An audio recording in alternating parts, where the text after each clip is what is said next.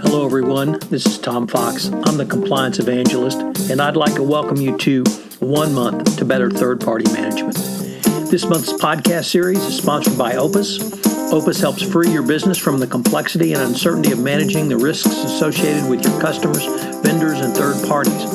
By combining the most innovative third-party risk management and know your customer compliance SaaS platforms with unparalleled data solutions, Opus turns information into action so your business can thrive. Opus solutions include the Hyperos ABAC Accelerator, the leading platform for third-party risk management. To learn more, go to www.opus.com. Opus is an appropriate sponsor for this month as I'm focusing on third parties, the third-party risk management process. Over the next couple of weeks, I'll be looking at the management of third parties after the contract is signed. We're going to take a look at auditing, relationship management, training, continually monitoring and updating your own third-party program. This is an incredibly important month on my 1 month series this year, and I'm sure that you will garner some new techniques that you can incorporate directly into your third-party risk management program. This is Tom Fox. Thank you very much for listening. Day 15, Third-Party Risk Management, ROI, and Compliance Program Operationalization. One area that has bedeviled chief compliance officers and compliance practitioners is how to determine the return on investment, or ROI, for your compliance program regarding third parties. While it is still clear that third parties are the greatest risk under the Foreign Corrupt Practices Act, the UK Bribery Act, or any other international anti-corruption regime, senior management also often wants to know what is the monetary benefit to the company for this type of risk management. When you couple the request for ROI with the recent Department of Justice mandate for the operationalization of your compliance program, as articulated in the Evaluation of Corporate Compliance Programs document, it may seem like a doubly daunting task. However, the requirement for operationalization of your compliance program actually lends itself to formulating ROI around the risk management of third parties. This is because if you move the third-party compliance into the organization's and business process with a technological solution, the ROI becomes not only clearer but easier to calculate going forward. I recently read a study by Forrester Research commissioned by Prevalent, which suggests an approach for anti-corruption compliance practitioner.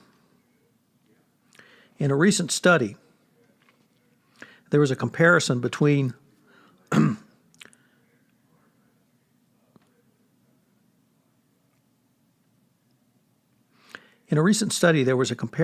of this information to help determine ROI. This study led to a finding of positive ROI around technology around third-party risk management. I found the approach and methodology used persuasive and valuable for the compliance practitioner to consider in evaluating the process for your organization. Some of the key findings translate across the anti-corruption compliance practitioner. The first area was in risk assessments of third parties. If you are able to provide a technological platform, you can enhance both the speed and efficiency of your risk assessments on an ongoing basis. The decrease in time it would take for each risk assessment, both in terms of the length and compliance department's man hours, will yield an immediate cost savings for your compliance function. Consider just two of the steps required in the lifecycle management of third parties, the questionnaire and due diligence. How many steps can not only be labor-intensive to complete and analyze, but the cycles of time spent sending out a questionnaire, receiving a completed form back, and then inputting the information into a spreadsheet for manual analysis can be quite consuming. It usually involves the basic tool of spreadsheets, interviews, internet searches, and additional questionnaires. By tailoring your questionnaire to the specific risk area and using logical question design, you can reduce confusion and therefore decrease the cycle of response time. Additionally, in the final step of managing the relationship, there is often not only a dearth of information or data, but usually the data is in such a siloed format that one, it cannot be utilized between and across corporate functions, and two, there is no meaningful comparison across third parties. Through standardized questions and responses, this data can be compared across a spectrum of third parties. In addition to the increased efficiency in the compliance portion of this analysis, by operationalizing your third-party risk management in this manner, you increase business efficiency in bringing in more dollars more quickly for third parties on the sales side. For third parties on the supply chain side, the efficiencies turn on your use of their products or services more quickly in a business-critical element of your company. Simply put, approving third parties and incorporating them into your business cycle will not only save you more money more quickly and efficiently, but you also make money more quickly and efficiently. Using a tool that incorporates SaaS platform or software as a service would allow you a more comprehensive review of data for information for several reasons. First, the various types of data is not only siloed but stored in a centralized platform. Second, having this type of data allows not only for an ongoing review of each third party, but allows you to review historical trends. This enables you to move from a detection to a prevention mode and possibly even the delivery of a prescriptive solution before the issue addresses a full-blown FCPA violation. You should also be able to garner a better understanding of the relationships across industry sectors and countries with a bigger picture look. Obviously, the need to set parameters for risk is to be assessed, but more clearly in the FCPA as they deal with third parties who are or have as owners politically exposed persons, the inability to account for discretionary funds such as marketing or other expenses as seen in recent enforcement actions, or reaching back to prior enforcement actions, payments to offshore locations or unusual combinations or commissions of payments tied 100% to sales. Not only would your company have more and greater visibility into these issues, but the range of third parties you could monitor would increase, perhaps at an exponential rate. As with the cost savings of the initial risk assessment, there will be other savings for ongoing monitoring in the area of greater efficiency and the need for smaller headcount from the compliance function to perform such ongoing monitoring. The speed and robustness of this database is the key element in operationalizing your compliance program in the area of third parties. The prevalent component of any compliance regime is improved as you would have better visibility into potential non-compliant third parties, which you may have to discharge. You would also have the ability to work with non-compliant third parties to remedy any issues before they become legal violations and then recommend extra monitoring as appropriate. Using the above guide as the ROI calculation would be something along the lines of the total number of hours spent on each risk assessment times the total risk assessments performed times the total hourly rate of the compliance professional performing the services.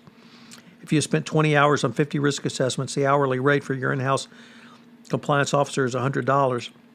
The ROI is $100,000. Now just think of what that number would be around third parties if the supply chain third party runs into thousands.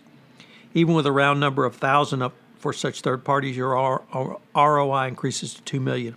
Of course, you have to subtract off the cost of any technological solution, but with the differences of efficiencies, your ROI will still be quite impressive. There are a variety of factors which should increase your ROI as detailed herein. These include renewal assessments, ongoing monitoring, increase in business efficiencies for both your organization and third parties, all of which would work to uplift your ROI. Most critically, you would demonstrate the operationalization of your compliance program into the very fabric of your organization. So what are today's 3 key takeaways? Number 1, why it is important to demonstrate ROI on your third-party risk management program. Obviously, this is the holy grail of compliance to show actively show return on investment, and this is a key way to do so. 2, how does determining your ROI demonstrate operationalization of your compliance program?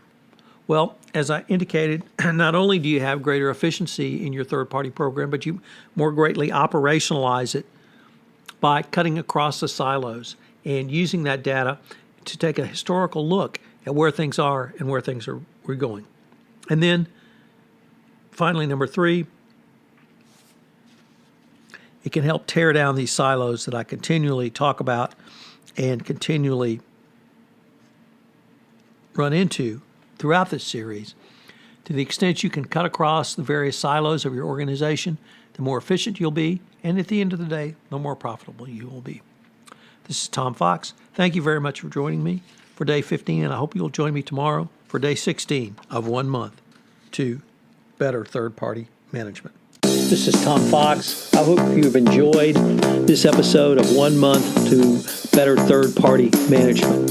If you have listened to this podcast on iTunes, I would greatly appreciate it if you would rate this podcast, as it will help our rankings and help us get the word out on this most unique podcast series in compliance.